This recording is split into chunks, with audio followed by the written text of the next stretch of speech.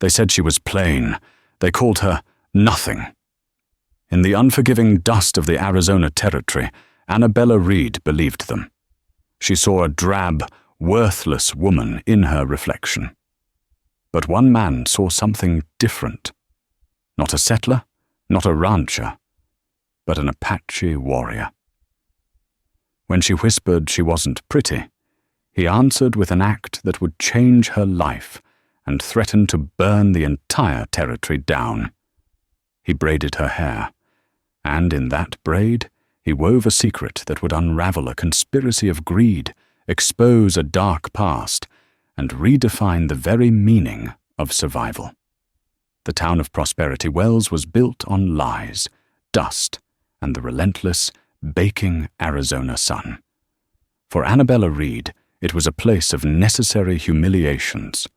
She guided her weary mule, Samson, down the main thoroughfare, keeping her head low. The boardwalks were crowded, ladies in crisp linen, their faces hidden behind delicate parasols, whispered to one another as she passed. Annabella felt their eyes slide off her. She was part of the background, like the horse troughs or the peeling paint on the mercantile. She was not pretty. This was a fact, plain as the calluses on her palms and the sun-bleached freckles that covered her face and arms. Her hair, a shade of unruly copper red, was currently plastered to her forehead with sweat and fine dust. Her dress was brown calico, practical, durable, and mended in 3 places. She was 22, and she felt, like old leather left too long in the sun. She hitched Samson outside the Prosperity General Mercantile and took a deep breath. This was the worst part. Inside, the air was thick with the scent of coffee beans, cured tobacco, and expensive French perfume. The perfume belonged to Matilda Tilly Vance, the banker's daughter, who was holding court by the dry goods.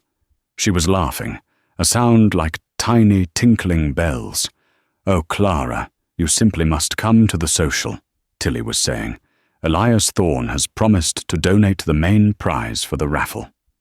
Annabella tried to slip past, heading for the flour and salt blocks. "Well, well, if it isn't our very own desert flower," a voice drawled. Annabella froze. Tilly and her friends, Clara and Mary Beth, were looking right at her. Tilly, flawless in blue silk, stepped forward.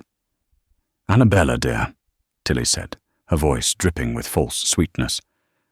"Are you, well? You look positively parched." "I'm fine, Tilly," Annabella said, her voice quiet. "Just need supplies." "Of course you do," Clara chimed in, wrinkling her nose. "Running that dusty old ranch all by yourself. It's hardly ladylike." "Some people have to work," Annabella muttered, turning her back to them. "It's just such a shame," Tilly continued, loud enough for the whole store to hear. "All that land going to waste, and you all alone. A woman needs a man to protect her, especially a woman who hasn't been blessed with other assets." The barb struck home, sharp and deep. Annabella felt a hot blush creep up her neck. "Don't cry. Don't you dare cry." She grabbed her flour sack, her knuckles white. Just then, the bat-wing doors of the saloon across the street swung open, and Elias Thorne stepped out, followed by his foreman. Thorne was the most powerful man in the valley. He owned the Double T Ranch, the saloon, and, it was whispered, the sheriff. He was handsome in a severe way, with a neatly trimmed dark beard and eyes the color of a winter sky. He was also, conveniently, engaged to Tilly Vance. He spotted Annabella emerging from the store, wrestling with the flour sack. He strode across the street, his spurs ringing. "Miss Reed," he said, tipping his hat. He had a voice that was smooth, but cold, like river water over stone. "Mr. Thorne." She avoided his gaze. "Allow me," he said, easily taking the heavy sack and slinging it onto Samson's back. "Thank you." "It's no trouble." He lingered, blocking her path. His eyes swept over her, from her scuffed boots to her dusty hair. It was not a look of admiration. It was a look of appraisal, like a man judging livestock. "I was just speaking with Mr. Harris at the bank," Thorne said. "He tells me your father's note is coming due." Annabella's stomach clenched. "I'll manage." "Will you?" He smiled, but it didn't reach his eyes. "Miss Reed, this land is no place for a plain woman alone." There it was. Plain. The word hung in the air, blunt and heavy. "It's a harsh country," he continued. "It requires strength, resources. It's no failing of yours that you lack them. My offer still stands. $500 for your acreage. It's more than fair. You could move to Tucson. Find suitable work." He meant work as a seamstress or a laundress. Work for plain women. "It's my father's land, Mr. Thorne. It's not for sale." Thorne's smile vanished. "Stubbornness is an ugly trait, Miss Reed. Think on it. A woman like you can't afford to be stubborn." He turned and walked away, his foreman, Jedediah Stone, giving her a long, unreadable stare before following. Annabella's hands were shaking as she untied Samson. The humiliation burned in her chest, hotter than the sun. She mounted and kicked the mule into a weary trot, leaving Prosperity Wells behind. She rode for an hour, the shame churning inside her. Plain, ugly trait. A woman like you. She took the canyon pass, a shortcut her father had taught her. The world here was red rock and silence. She was finally alone.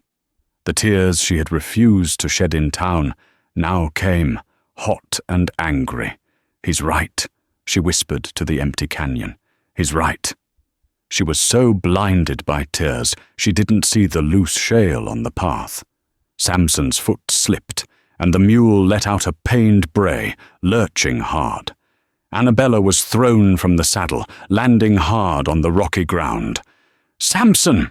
She scrambled up, her hips screaming in protest. The mule was standing, but favoring his front left hoof. A quick check showed her the problem.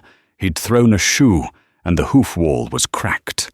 She was miles from home, with a lame mule, and the sun was already bleeding toward the western mesas. Annabella slumped against a boulder, the last of her composure shattering. She pulled her knees to her chest and finally, truly, sobbed. "I'm not pretty," she wept, the words torn from her. "I'm not strong enough. I'm nothing." She cried until she was empty. When her sobs quieted, she heard a sound, the faint scrape of a moccasin on sandstone. She looked up, her heart leaping into her throat. He was standing 20 feet away, as still as the rock itself. He was tall, dressed in buckskin leggings and a breechcloth. His black hair was long, held back by a simple band. His face was stark, defined by high cheekbones and a strong jaw. He carried a bow, and a knife was sheathed at his hip. An Apache warrior. Annabella's mind raced. Raiders. They kill settlers. Oh, God. She flattened herself against the rock, expecting an arrow, a war cry. The man simply watched her. His expression was not angry or cruel. It was observant. He had been watching her. He had watched her fall. He had heard her cry. He had heard her say she was nothing. Fear was a cold stone in Annabella's stomach. Every story she'd ever heard in Prosperity Wells flooded her mind. Stories of raids, of fire, of scalps. She squeezed her eyes shut, bracing for the inevitable. When nothing happened, she risked a glance. The warrior had not moved. He wasn't aiming his bow. He was just looking. His gaze was intense, analytical. He looked from her to the lame mule and back to her. He took one slow step forward. Annabella flinched. He stopped. He held up one hand, palm out. A sign of peace. He's not going to kill me. Not yet. He gestured with his chin toward Samson. He took another step. his movements fluid and silent. He was at the mule's side before Annabella could even find her voice. Samson, usually skittish around strangers, stood perfectly still, as if calmed by the man's presence. The warrior crouched, running a hand down the mule's leg. He tapped the cracked hoof. He understood. He looked back at her. Annabella was still plastered to the rock, her tear-streaked face caked with red dust. She must look grotesque. The thought made a fresh wave of humiliation wash over her. She tried to stand, to show she wasn't helpless, but her hip throbbed. She winced, biting her lip. The warrior rose and walked not toward her, but toward a patch of thorny mesquite. He broke off a tough, gnarled branch, and with a few deft movements of his knife, began to shape it. He also pulled something from a pouch at his waist, a strip of dried sinew. He was making a temporary brace, a boot for the mule's hoof. He worked with an economy of motion that was mesmerizing. There was no wasted effort. His hands, like hers, were calloused and capable. While he worked, Annabella tried to breathe. "Thank you," she managed. He glanced at her, acknowledging the sound, but didn't speak. She wasn't sure he understood English. He finished the brace and gently, skillfully, tied it to Samson's hoof. It was a clever, sturdy fix. It would get them home. He patted the mule's neck, then turned to face her fully. Now that the immediate crisis was over, Annabella's self-consciousness returned with a vengeance. She was a mess. Her hair was falling out of its bun, her dress was torn at the knee, and her face was a map of her earlier misery. She tried to wipe the grime from her cheeks. I'm a mess," she whispered, mostly to herself. I'm not pretty." She said it in English, a final defeated admission. She expected no reaction. But the warrior's dark eyes sharpened. He had understood. Not the words, perhaps, but the sentiment. The self-hatred. It was a language he recognized. He stepped closer. Annabella tensed. He stopped just out of arm's reach. He tapped his own chest, hard. "Di," he said. The word was guttural. Then he pointed at her. "Die." "Me." "You." He touched the side of his own head, then waved his hand in a dismissive gesture. He then pointed to her face and did the same, as if brushing away a cobweb. "Not here," he said, the English broken, accented. He then pressed his hand flat against his chest, over his heart. He pointed to her, then to her own chest. "Here," he said, with conviction. "I know." Annabella stared, uncomprehending. He saw her confusion. His eyes drifted to her hair, tangled and wild. It was, she thought, her worst feature. A fiery, untamable mess. He made a strange, braiding gesture with his hands. "My hair?" she asked, confused. He nodded. He took a single, deliberate step forward. He was close enough now that she could smell him. The scent of pine smoke, dried herbs, and the sharp, clean smell of the desert itself. He raised his hand, slowly, giving her time to object. What is he doing? Her heart hammered. This was insane. She should run.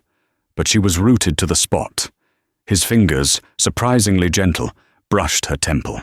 He began to undo the messy, unraveling bun. Her copper-red hair tumbled down her back, thick and heavy. Annabella was trembling. This was more intimate than a touch, more personal than a word. He turned her around, gently but firmly, so her back was to him. She stood there, rigid, facing the canyon wall, listening to the sound of her own breathing and the soft, methodical movements of his hands. He began to braid. It was unlike any braid she had ever known. He wasn't yanking or pulling. His fingers moved with the same precision he'd used on the mule's hoof. He separated her hair into sections, his touch light but certain. He was weaving it, tightly and intricately. It felt ancient, It felt sacred. He was not just tidying her hair. He was anointing her. He was arranging the tangled, chaotic parts of her into something strong and whole. She felt him reach for something. He was weaving it into the braid. She heard the faint whistle of a feather. The process took several minutes. When he finished, he didn't just tie it off. He laid the end of the braid over her shoulder. It was heavy, substantial. She reached up and touched it. It was a single, thick, complex braid, woven so tightly it felt like a rope. And tied near the bottom, pointing downward, was a single, barred hawk feather. She turned to look at him. His expression was serious. He looked at his handiwork, and then at her face. He nodded once, a gesture of completion. He had seen her broken. He had heard her call herself nothing.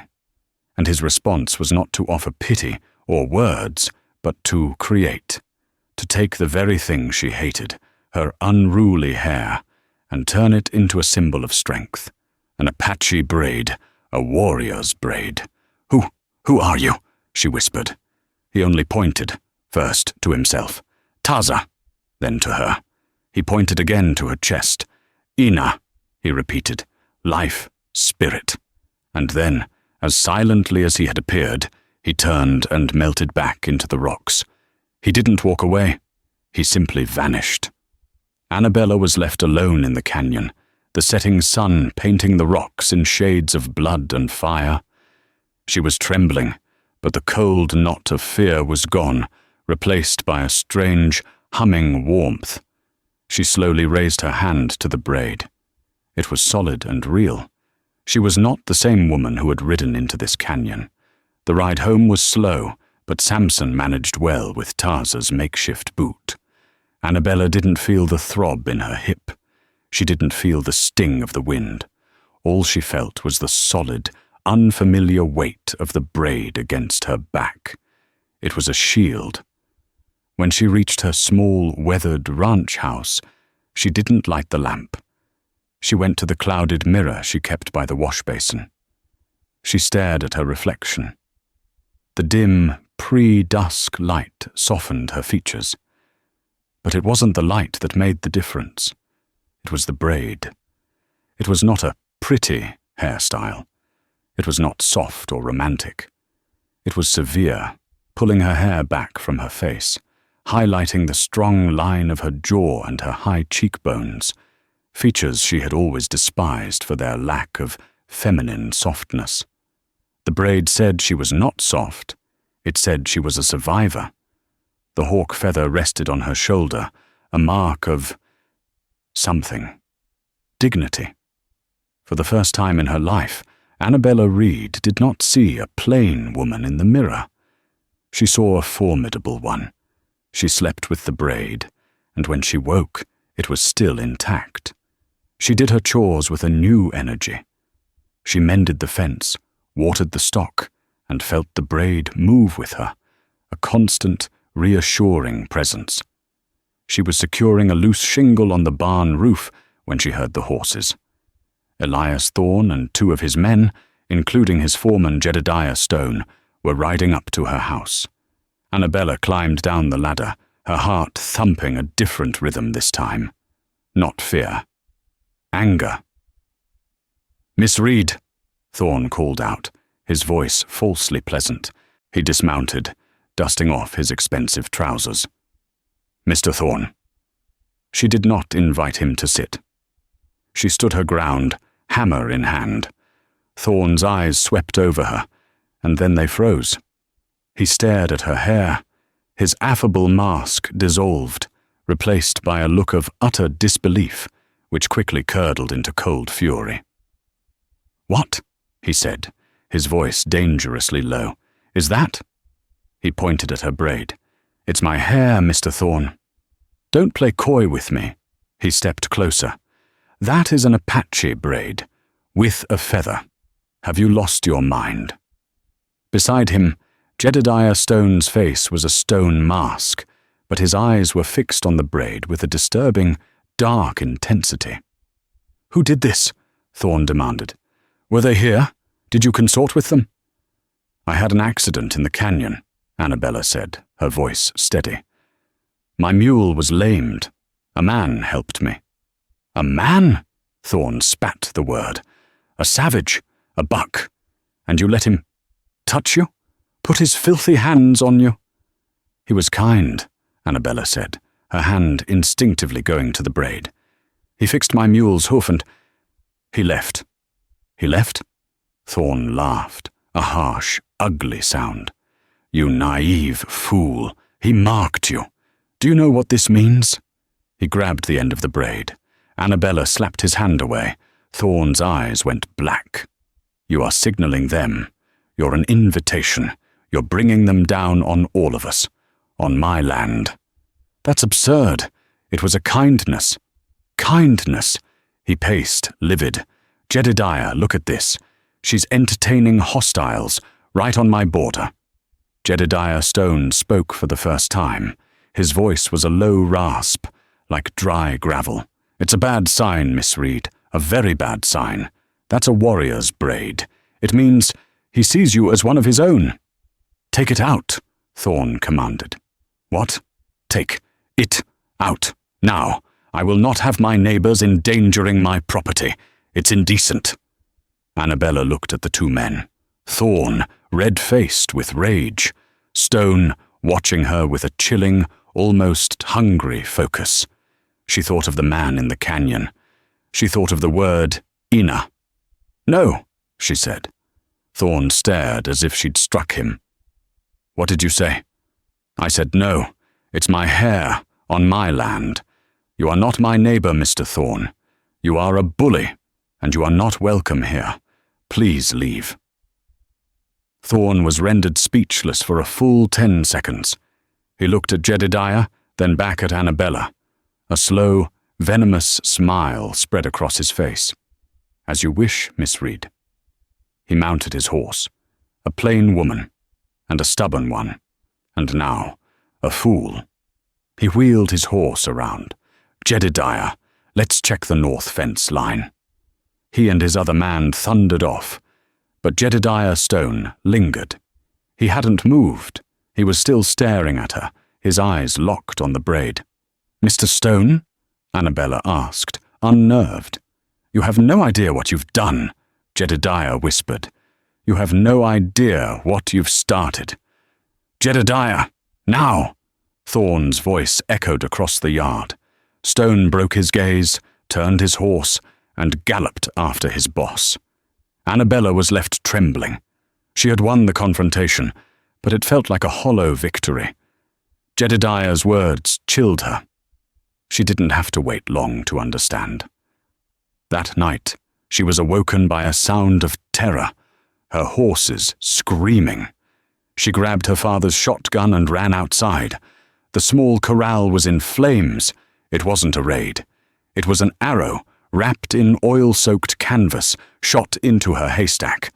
The fire was spreading to the corral fence, trapping her 2 horses and Samson. "No!" she screamed.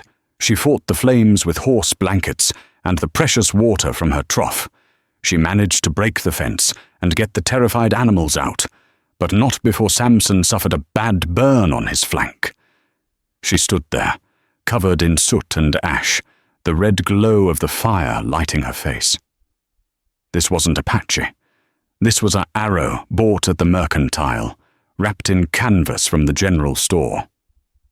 This was Thorn. He was using her braid as an excuse.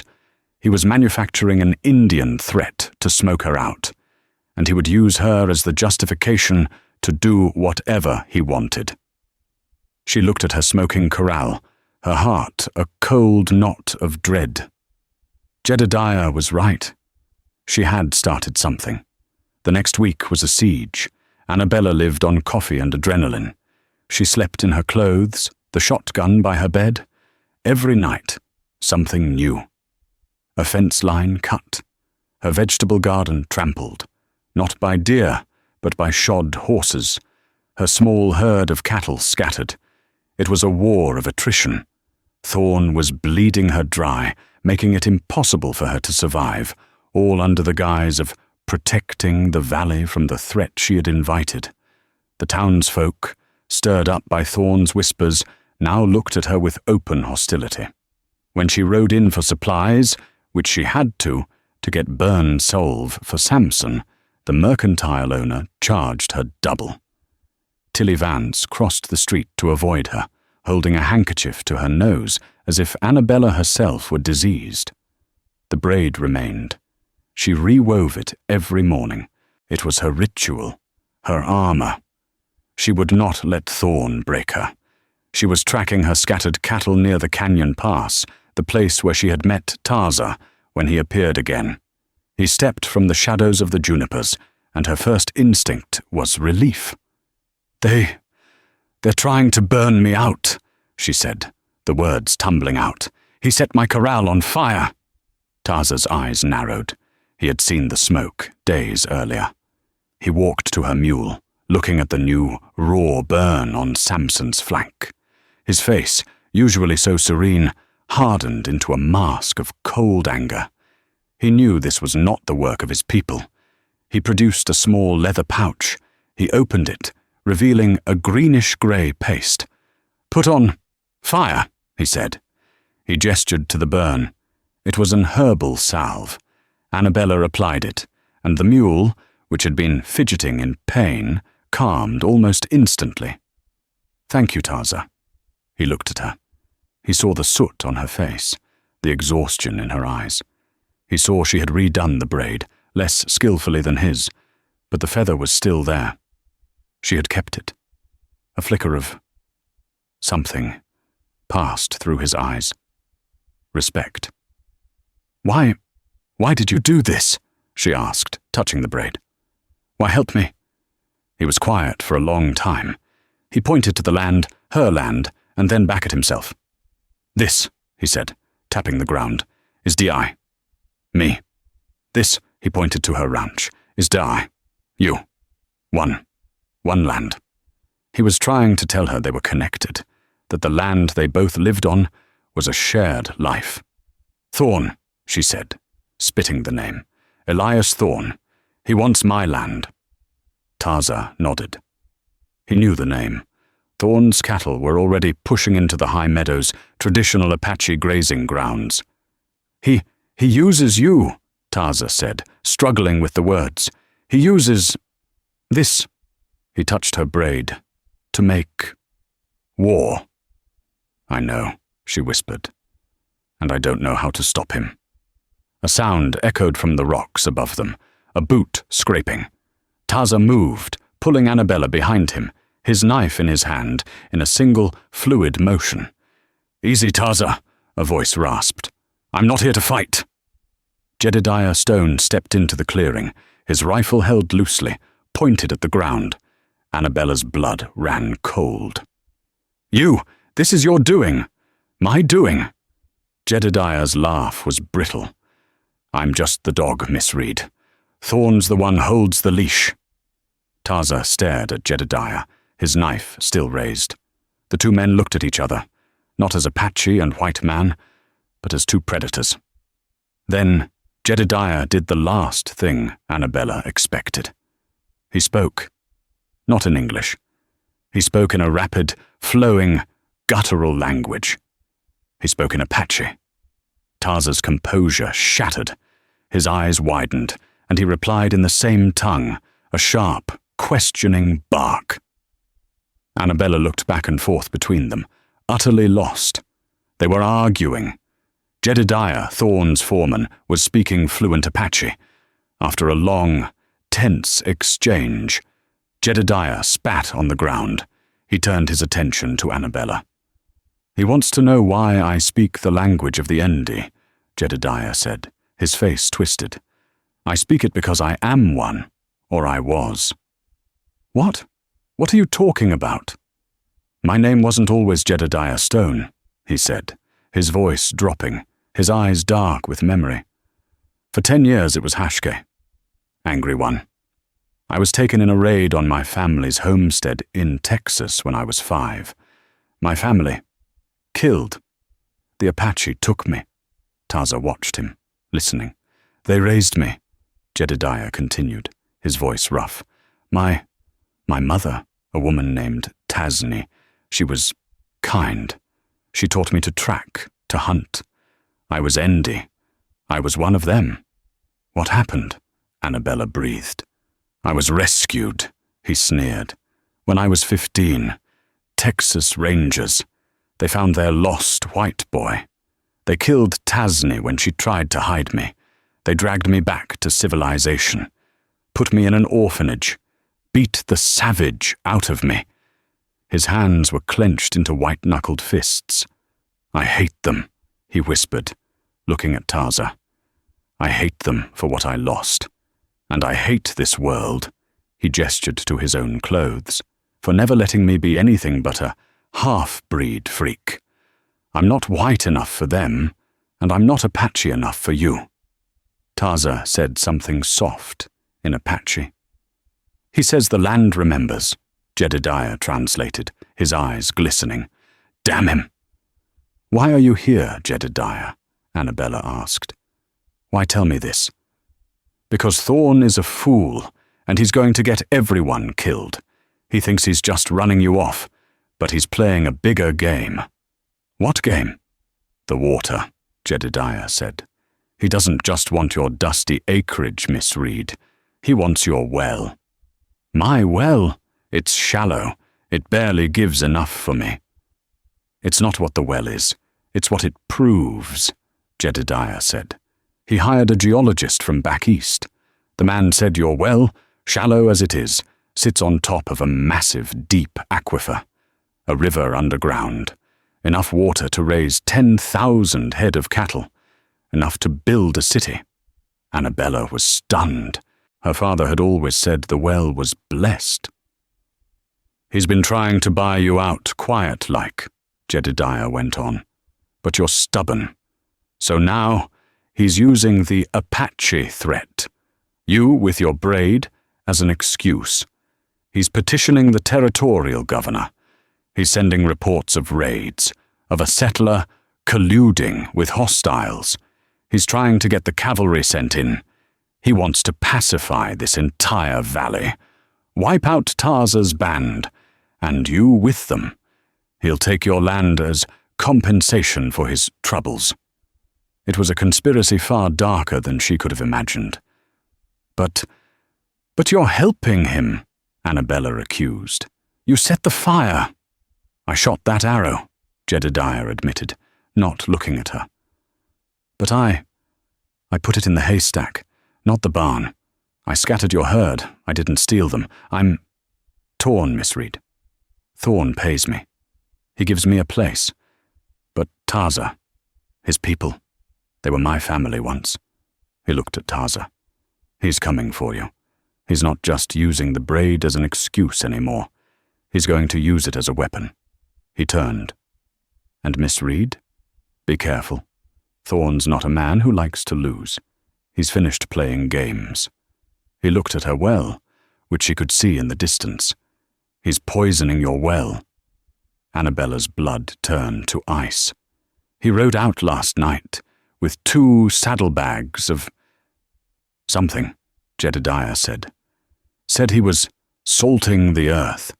He's going to poison your water, ruin you completely, and then when you're gone, he'll drill a new, deep well into the aquifer he knows is there. Jedediah mounted his horse. I've said my piece. I've balanced the debt, he said, more to Taza than to her. He rode away, leaving Annabella and Taza in a terrible, echoing silence. Annabella didn't wait. She ran. She ran all the way back to her ranch, Taza following, his long strides easily keeping pace. She didn't bother with the mule. She reached the well, a simple, stone-ringed hole her father had dug with his own hands. The air around it felt wrong. There was a faint, metallic, chemical smell. She lowered the bucket. It came up with water that was slightly, unnervingly, cloudy. She had 2 cattle left in her home pasture. She watered them. Within an hour, they were on the ground, groaning, foam at their lips. It was done. Her land was dead. The water was poison. A rage, cold and pure, replaced her fear. It eclipsed the exhaustion. It burned away the last vestiges of the plain, weak woman she had once been. She turned to Taza. "He's in town," she said. "Thorn. He goes to the saloon every day at 4. Taza grabbed her arm. "No, Dai, stay." "No," she yelled, pulling her arm free. "This is my land, my home. He will not take this from me." She marched to the barn, ignoring Taza's warning calls. She saddled her last horse, the one that hadn't been in the corral fire. She didn't take the shotgun. She didn't know what she was going to do, but she knew she had to face him. She rode into Prosperity Wells like a fury. The town was quiet. It was just after 4. She tied her horse outside the Golden Nugget Saloon and shoved the batwing doors open. The music stopped. The laughter died. The saloon was full. Ranch hands, prospectors, and at a corner table, Elias Thorne. He was sitting with Tilly Vance, sharing a bottle of wine. Tilly saw her first. "Oh, Elias," she gasped, her hand to her throat. "Look what the cat drug in. And she's still wearing that thing in her hair." Annabella, covered in soot, her dress torn, her face a mask of cold fury, strode to the center of the room. "Thorne," she said, her voice ringing out in the sudden silence. He looked up, annoyed. "Miss Reed, this is hardly a place for a lady, though I suppose that no longer concerns you." "You poisoned my well," she said, loud and clear. The room went dead silent. A man froze with a beer halfway to his lips. Thorne's smile was thin. "I have no idea what you're talking about. You're hysterical. My cattle are dead. My water is poison. You did it." "Those are serious accusations, Miss Reed," Thorne said, standing up. He was calm. He was in his element. "You've been under a great deal of strain, living alone, consorting with hostiles. It seems it has finally addled your brain." He tapped his temple, mimicking the gesture Taza had used. The intentional cruelty of it made her gasp. "You're a plain woman, Annabella," he said, using her first name for the first time. It felt like a violation. "And you're making a fool of yourself. You have no land, no water, and no proof. You are nothing." There it was again. The word that had defined her. The word she had whispered, broken in the canyon. She looked at him, at his clean-shaven face, his expensive suit, at Tilly, who was smiling, a cruel, satisfied smirk. The braid felt heavy on her back, a counterweight. "I am Annabella Reed," she said, her voice shaking, but not with fear, with power. "Daughter of Thomas Reed, this is my land, and you are a coward, you are a thief, and you are a poisoner." She turned to the silent, watching men in the saloon. "He did it. He poisoned my land because he wants the river underneath it, and he's using the Apache as his excuse to steal it." "Get her out of here," Thorne ordered the saloon keeper. "She's crazy," Tilly said, her voice high and shrill. "A filthy, crazy Indian lover." Annabella didn't wait to be thrown out. She held her head high, the hawk feather brushing her cheek. She walked deliberately out of the saloon. The doors swung shut behind her. She had done it. She had named him.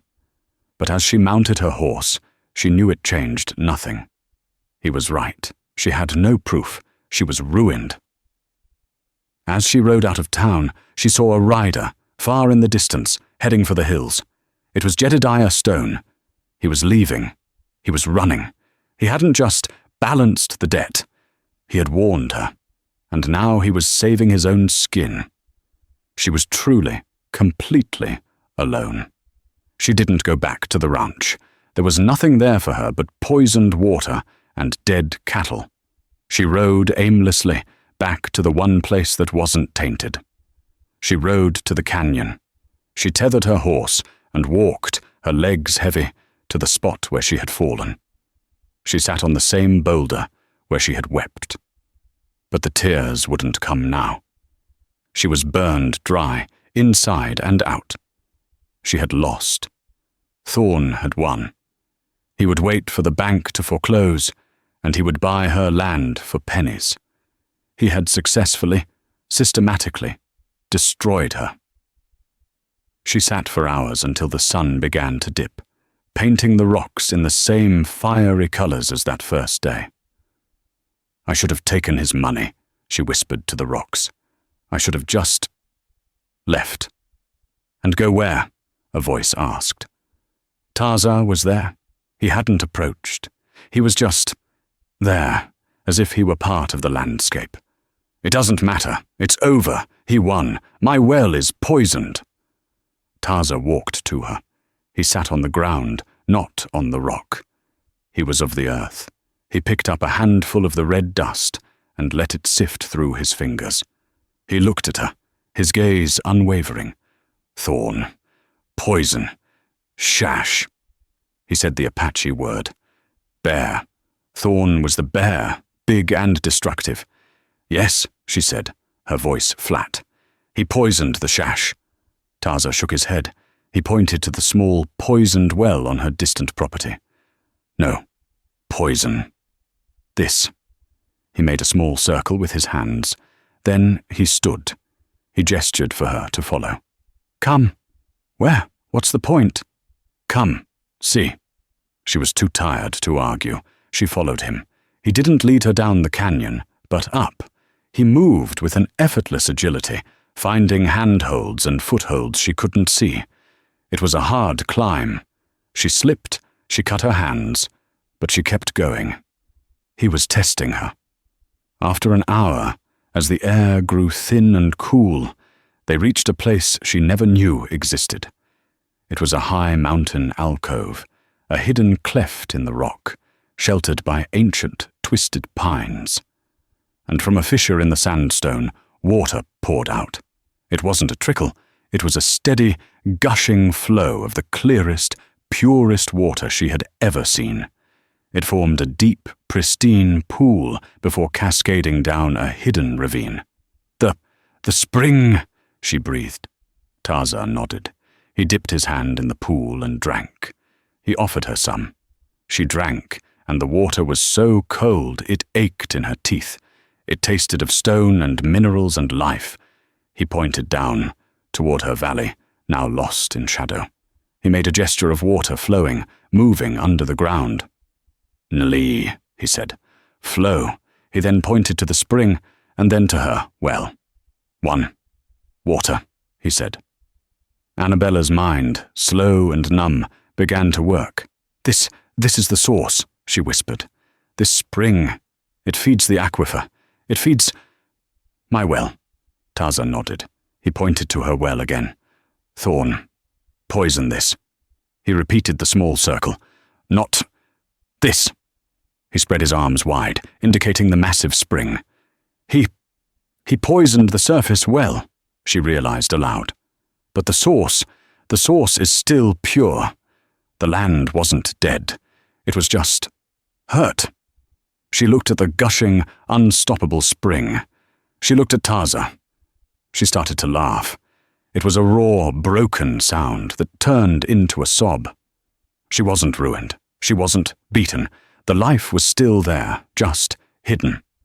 She sank to her knees by the pool, weak with relief. "He didn't win," she wept. "He didn't win." Tarza watched her, letting her release the grief and the rage. When she quieted, he crouched beside her. She looked at him, her face wet, her hair coming loose from the braid, her hands bleeding from the climb. "He called me nothing," she whispered, the memory still stinging. "He said I was plain, addled, ugly." Tarza's expression did not change. He simply listened. Then he did something new. He reached out and, with his thumb, wiped a tear from her cheek, smearing the dust. He held up his thumb, showing her the mixture of water and earth. "Njuni," he said. It was a word she didn't know, a soft word. He pointed to her eyes, red-rimmed and fierce. Nzuni. He pointed to her hands, cut and calloused from the rock and the work. Nzuni. He pointed to the unstoppable, life-giving spring, to the soaring hawk high above them, to the jagged, beautiful, dangerous canyon itself. Nzuni, he said, his voice full of a reverence she had never heard. What does it mean? He struggled for the English. It means beauty. Annabella's breath hitched. But I'm not. He shook his head, frustrated, not at her, but at the weakness of the language. He grabbed her calloused hand and held it up. This works. Ina. Life. Beauty. He pointed to her eyes. This sees. Life. Beauty. He pointed to the spring. This gives. Life. Beauty. He was not just calling her beautiful. He was redefining the word for her. He was showing her that pretty was a useless, fragile settler's word. It meant decorative. But Nzuni, it meant alive. It meant resilient. It meant strong. It meant essential. The spring was beautiful because it gave life. Her hands were beautiful because they created and fought. Her spirit, the one that climbed the rock and refused to break, that was Nzuni. He turned her around. He unbraided her messy, loose braid. His fingers were gentle. He dipped his hands in the spring water and ran his cool, wet hands through her hair, washing away the dust, the soot, the saloon. And then, in the high, sacred silence of the spring, he braided her hair again. This time it was different. It was slower, more deliberate. He was not giving her a warrior's braid. He was giving her a survivor's. As he finished, he retied the hawk feather. He had shown her what true beauty meant. It wasn't the shape of her face. It was the life force that Thorn had tried and failed to poison. She was ready to go home.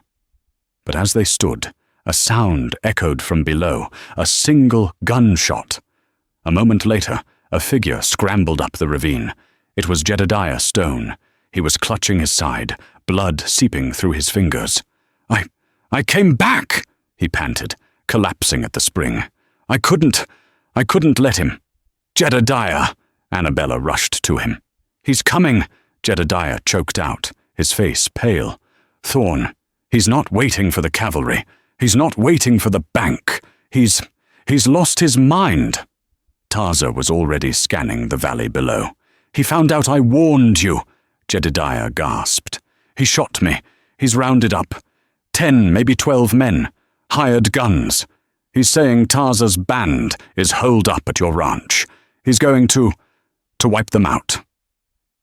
The Poisoned Well Massacre, he called it. He's going to kill all of you, Tarza. And you, Annabella. He's going to burn it all and blame the savage war you started. Jedediah looked at Tarza, his eyes filled with a strange, dark peace. He's coming. Tonight. Tarza and Annabella helped Jedediah to the pool. The water was cold, the wound in his side deep. He had been a traitor to both sides, and now, in the end, he had chosen one. You must go, Jedediah panted to Tarza. My people. Our people. They are at the winter camp. A day's ride. You cannot fight 12 guns. Tarza looked at Annabella. He would not leave her. He's right, Tarza, Annabella said, her mind racing. You can't fight them, not like this. He comes. For you, Tarza said to her. And you. He pointed to Jedediah. We can't run, Annabella said. He'll hunt us down. He'll hunt your people down. We have to stop him, here, tonight. With what? Jedediah coughed, a spray of blood. A bow, a woman, a dying man. Annabella stared at the poisoned well far below, then at the pure, gushing spring beside her. The poisoned well, the source. He wants the water, Jedediah? Annabella asked, her voice quiet. You said he wants the water? Yes, the aquifer. What if the water fights back? Taza and Jedediah both looked at her. Taza, she said, thinking fast. How long would it take for this water to reach my well? Taza looked at the flow, calculated. He held up one hand. 5 fingers. 5 hours. No, faster. Down. Nenliyi. No, Annabella said. Not how long. How fast? What if we gave it more water? What if we made it flow faster? Jedediah understood first. You can't. That's the spring. It's sacred. So is my life, Annabella retorted. She looked at Taza. He poisoned my well. He poisoned the end of the line. What if we poison the source? Taza looked horrified. No, this is life. Cannot.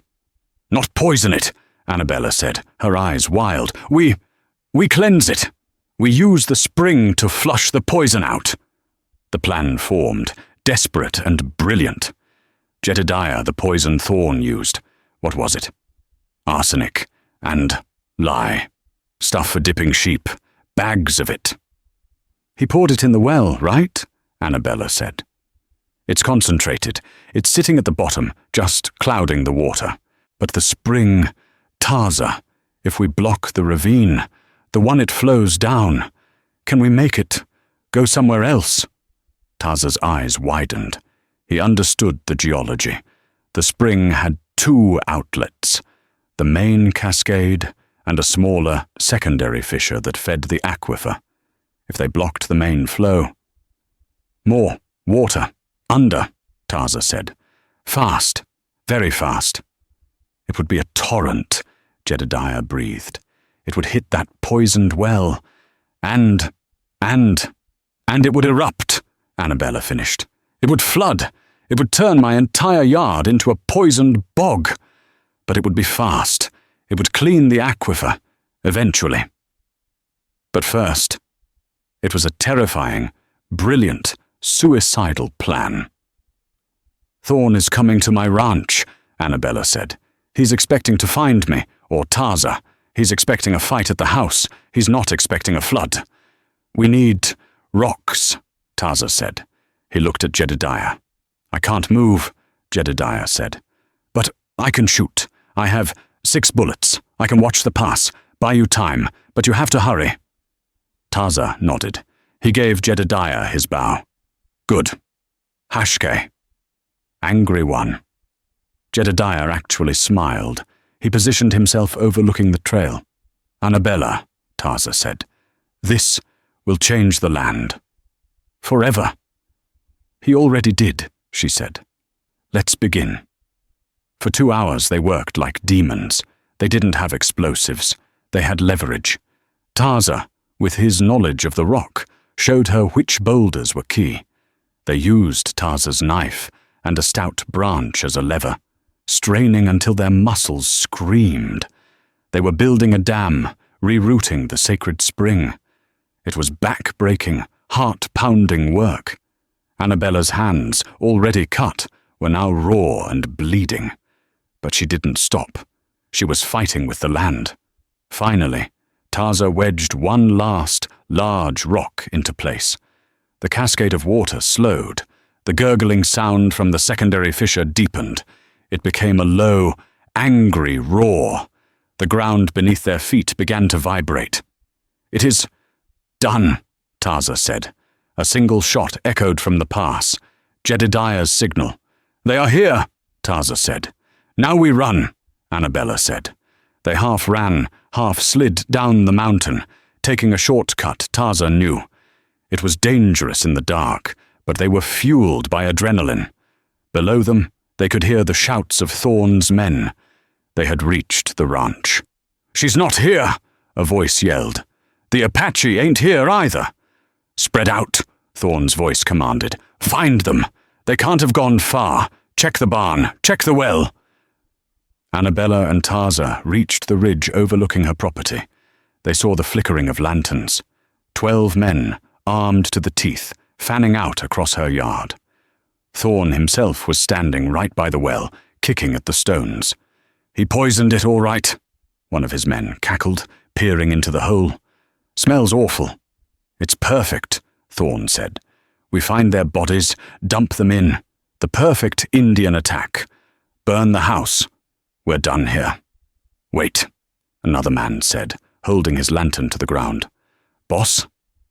The ground, it's wet." A low rumbling sound was coming from under the earth. "What is that?" a man asked, his voice suddenly nervous. "An earthquake. It's coming from the well." Annabella grabbed Tarza's arm. "Now." The first gush of water wasn't water. It was a pressurized geyser of grey, foaming sludge. The concentrated lye and arsenic, hit by a high-pressure underground flood, erupted from the well. It shot 20 feet into the air, raining down on the men. They screamed. The smell was overpowering. The sludge was caustic. It burned their skin, their eyes. "My eyes! It's in my eyes! It's acid! He's trapped it!" And then the water came. It didn't just bubble up. It exploded. The ground around the well collapsed, and a furious, foaming torrent of white water, the pure spring water, burst from the earth, turning the entire yard into a churning, poisoned lake within seconds. Men were knocked from their feet. Horses screamed and bolted. The lanterns were extinguished, plunging the scene into chaos. "Get to high ground!" Thorn roared, scrambling toward the house. He and 3 of his men made it to the porch, which was now an island. The others were washed away, floundering in the dark, screaming as the poisoned, churning water carried them into the night. Thorn, soaked, his face raw from the lye, stared in horror at the destruction. This was not his plan. "You!" he screamed into the darkness, knowing she was out there. You witch! You ruined it! You ruined the water!" "You did that, Thorn," Annabella shouted back from the ridge. Thorn raised his pistol, firing blindly into the night. A second figure appeared on the porch, scrambling from the water. It was Tarza. He had circled around in the chaos. He tackled Thorn. The 2 men fell, wrestling in the toxic water on the porch. A shot went off. Wild. Thorn was bigger, heavier. He pinned Tarza, his hands going for his throat. "Savage, I'll kill you! I'll kill you both!" No. A new voice. Tilly Vance was standing there, on the edge of the new, violent river, holding a lantern. She had ridden out, worried, after Annabella's scene in the saloon. She had seen the men, seen the eruption. Thorn froze. "Tilly, get back! Help me!" Tilly just stared, her face a mask of pale horror. She looked at Thorn, choking Tarza. She looked at the poisoned water. She looked at the destruction. I came to warn you," Tilly whispered, her voice breaking. "To tell you to stop. Elias, I'm pregnant." Thorn's grip loosened. "What?" "I'm pregnant," she sobbed. And I won't have my child raised by a monster. I brought the sheriff." Headlights appeared on the main road. The town magistrate and the sheriff, alerted by a panicked Tilly, were riding up, their wagon struggling on the flooded road. Thorn stared. He was surrounded by his own poison. His fiancée had betrayed him. The law was coming. He was ruined. He let Tarza go, slumping to his knees on the porch, a man utterly broken. Tarza rose, moved to Annabella's side on the ridge. From the pass, high above, a single shot echoed. Jedediah, firing his last bullet into the air. A signal. A victory. Weeks later, the land was reborn. The rerouted spring had carved a new, clean river straight through Annabella's property. The poisoned well was gone, washed away by the very life force Elias Thorn tried to destroy. The consequences were swift. Thorn, exposed by a guilt-ridden Tilly Vance, was in federal jail. Jedediah Stone, the man between 2 worlds, had vanished from the high pass, leaving only his rifle and a balanced debt. The townsfolk who once scorned Annabella now spoke of the woman of the spring with a quiet awe. One morning, Taza came. He brought a cottonwood sapling from the high spring. Together, wordlessly, they planted it on the bank of the new river. Theirs was not a bond of romance, but of Ina, life. They were two people of the same, resilient land. When they finished, Annabella washed her muddy hands in the creek and looked at her reflection. Her copper hair was in the severe Apache braid. Her face was streaked with dirt, her hands raw. She saw her strong jaw and fierce eyes. She was not pretty. She smiled.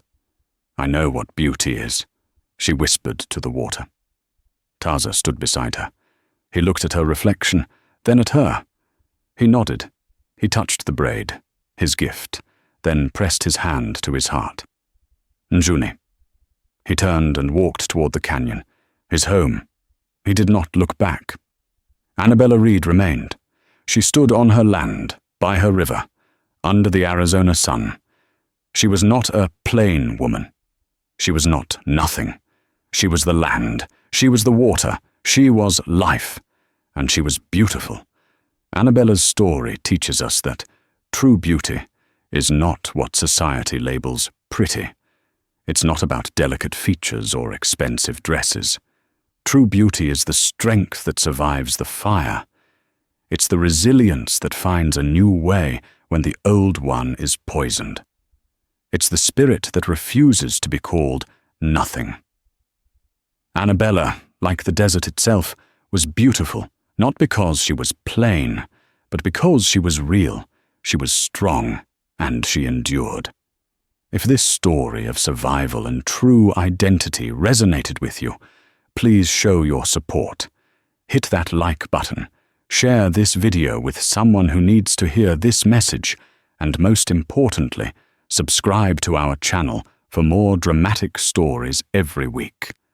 Let us know in the comments what true beauty means to you.